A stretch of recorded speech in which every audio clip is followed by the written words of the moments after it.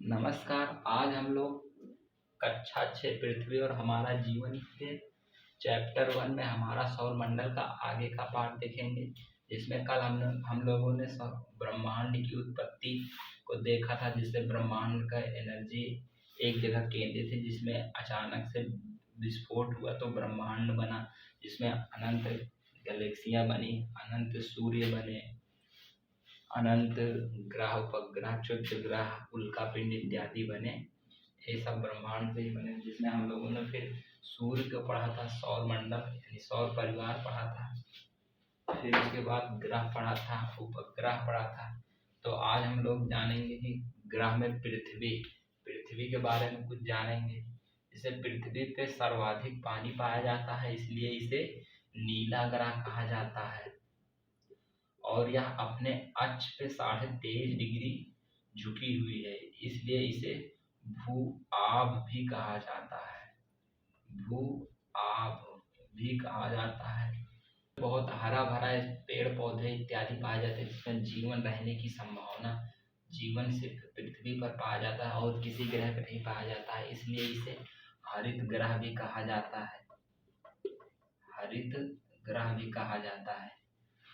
तो ये कुछ इम्पोर्टेंट बातें हैं। मतलब पृथ्वी को 3 नामों से जाना जाता है। नीला ग्रह भी कहा जाता है, भू आभ भी कहा जाता है, क्योंकि पृथ्वी अपने अक्ष पे 23.5 डिग्री झुकी हुई है, यहाँ जीवन पाया जाता है, और इसलिए इसे हरित ग्रह कहा जाता है। और यह आकार की दृष्टि से 5वां सबसे बड़ा ग्रह है। पृथ्वी आकार की दृष्टि से 5वां सबसे बड़ा ग्रह है। फिर इसके बाद हम पढ़ते हैं चंद्रमा के बारे में। तो जैसा कि हमने बताया कि पृथ्वी का एकमात्र उपग्रह पाया जाता है, जो है चंद्रमा, जो 3,84,400 किलोमीटर दूर है। यहाँ से पृथ्वी तक प्रकाश को आने में लगभग 1.3 सेकेंड लगता है। ठीक। और पृथ्वी पर मात्र एक ग्रह है। मंगल पे जो है वो 2 ग्रह है, जिसको नाम है डीमोस और फेबोस। इसके बाद हम क्षुद्र ग्रह को पढ़ते हैं।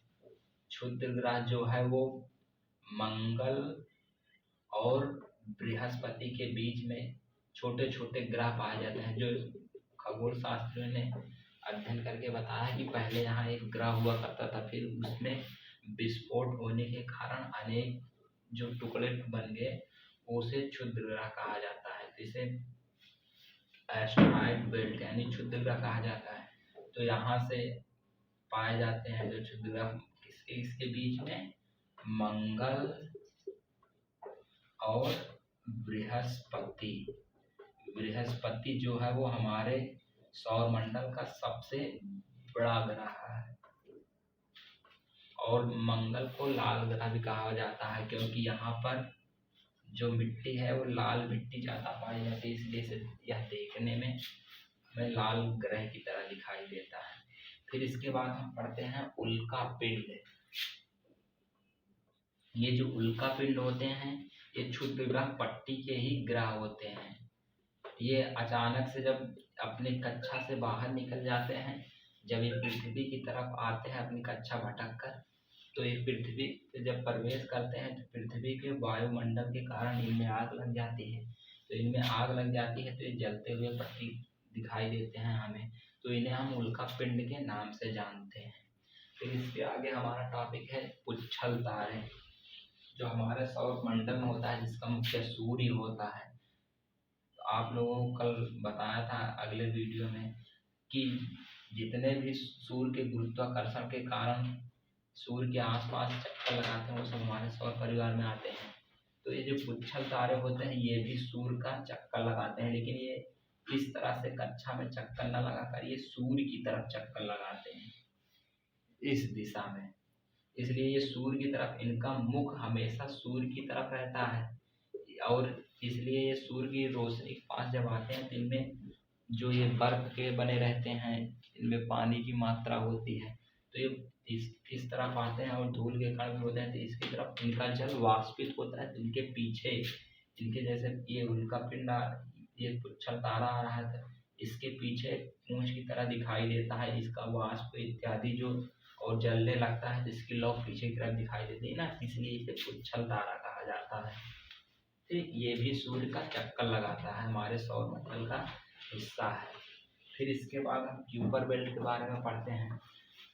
क्यूपर बेल्ट यानी क्यूपर मेखला, जिसमें हमने बताया था कि प्लूटो आता है इसमें, जिसे 2006 में ग्रह की उपाधि से बाहर कर दिया गया था, क्योंकि ये क्षुद्र ग्रह पट्टी में घूम रहा है। ये सबसे हमारे जो यहाँ वरुण ग्रह होता है, जैसे सूर्य होता है, तो बुध, शुक्र, पृथ्वी, मंगल के बाद क्षुद्र ग्रह पट्टी फिर आती है, फिर बृहस्पति, शनि, अरुण, वरुण आता है। फिर वरुण के बाद जो एक प्लूटो वाला पट्टी आती है, उसे क्यूपर बेल्ट कहा जाता है।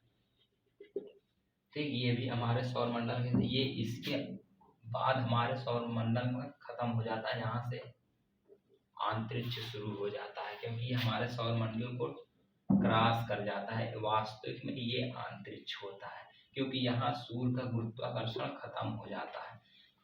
दूसरा तारा जो होगा उसका गुरुत्वाकर्षण यहाँ से चालू हो जाता है।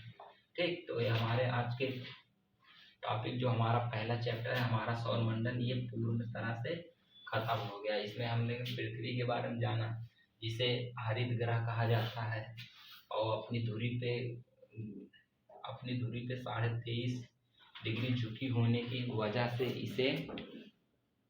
इसे भूआ भी कहा जाता है। और इसमें जल की अधिक मात्रा होने से यह आकाश से हमें नीला दिखाई देता है, इसलिए इसे नीला ग्रह कहा जाता है। पृथ्वी का एकमात्र उपग्रह है जो है चंद्रमा, यानी ये चंद्रमा है, इसकी दूरी कम है, इसलिए हमें यह काफ़ी बड़ा दिखाई देता है स्टार की वजह से। स्टार जो सूर्य के बराबर होते हैं वो हमारी चाँद से बहुत दूर होते हैं, हमारे सूर्य से भी बहुत दूर होते हैं।